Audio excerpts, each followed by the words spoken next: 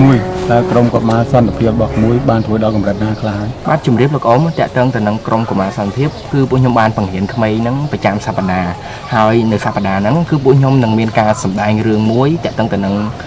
ពុទ្ធសាសនានៅក្នុងគ្រួសារតាពុកនំវាយមកនោះទៀតតាមើលទៅមើលមួយទូទៅបាក់និយាយគ្នាដល់ក្នុងភូមិហ្នឹងហ្វាល់តែមួយទូទៅមួយនិយាយគ្នាអត់បានអញ្ចឹងកុំឲ្យខាតពេលលោកអ៊ំតាសូមគោរពជឿទៅកន្លែងទាំងអស់គ្នាហ្មងលោកអ៊ំ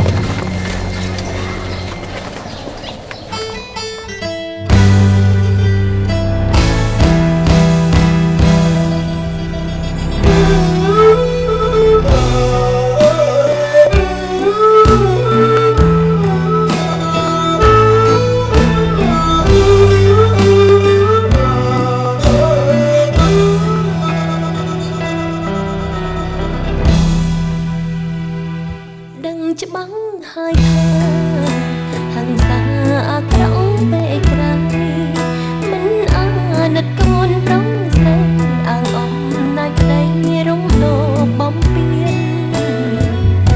ទឹកភ្នែកផ្ដាំជុំពណ៌មិនអាចតបបាននេះឬសេចក្តីសុខសាន្តដែលមានទុកឲ្យគ្រួសារខ្ញុំមានលុយណាឲ្យបងឯងឯងមិនបាច់លាក់បងបងដឹងតែឯងទុកលុយនៅកន្លែងណាឲ្យបងយើងហូរសស្រឹងបានប្រាំងใจខំសំใจលោកប្តីកុំរៀមទាវាយកទៅចំណាយជាមួយសូរាតែងយកច្រឡំខ្លួនឯងនេះសូមអូនចាយកក្រែងបោកពីសូរាគ្មានក្រែងរកអាវីប្រពន្ធចាត់ខ្លួនមកវិញត្រូវមិនស្រណោះសាច់ឈាមខ្លួនយកក្លែងស្រាធ្វើជាក្បួនវាយដំគ្មានត្រាប្រណី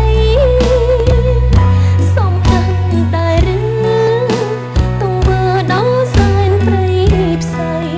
តើអនាគតកូនប្រុសស្រីប្តីអើយទៅជាយ៉ាងណា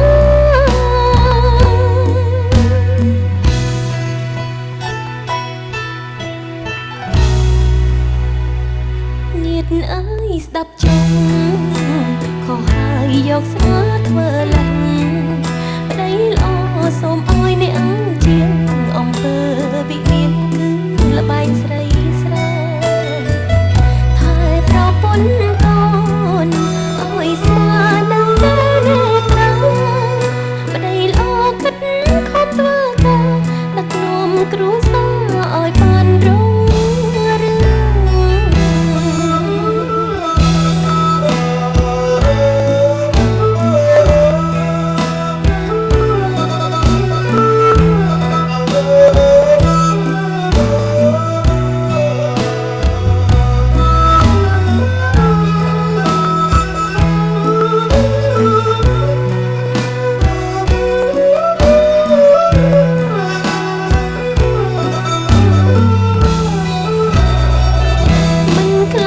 ច្បាប់សង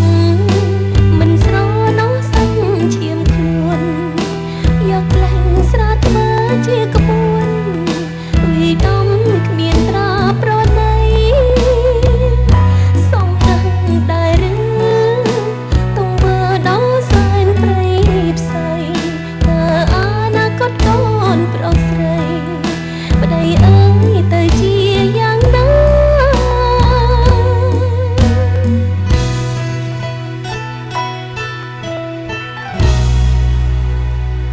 ញាតិអើយស្ដាប់ចុង